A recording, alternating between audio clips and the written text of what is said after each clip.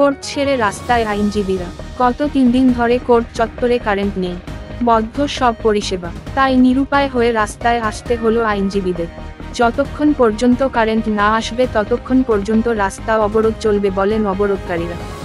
Fire service Chowmuhani এলাকায় হয় এই রাস্তা অবরোধ। 3 দিন ধরে বিদ্যুৎ সংযোগ বিচ্ছিন্ন। রিপিটেডলি আমরা পার্সোনালি এসডিও ইলেকট্রিকের কাছে গেছি, তারা কোনো রেসপন্স করে না। টেলিফোন করে টেলিফোন উঠায় না। সব দিকে কারেন্ট আছে, শুধু কারেন্ট কোর্টে কোনো কারেন্টের ব্যবস্থা নেই। কেন মানে এত একটা গুরুত্বপূর্ণ জায়গাার মধ্যে কারেন্ট নাই, মানে কি কারণে জানি না কি আমাদের কি অপরাধ। আপনারা কি জিজ্ঞাসা করছেন না? আমরা ততক্ষণ না বিদ্যুৎ সংযোগ হবে ততক্ষণ এই রাস্তা ছাড়বো। ইভেন ফায়ার সার্ভিসও দেবো না। যত আই অফিসিয়াল আসুক এখান পর্যন্ত শেষ, রাস্তা বন্ধ থাকবে। কেন, কি কারণে জানতে পারছেন কি? না, এখন পর্যন্ত জানি না কি ব্যাপার। জিজ্ঞাসা করছিলেন আপনারা? নিঃসন্দেহে এটা বিমাতৃসুলভ আচরণ।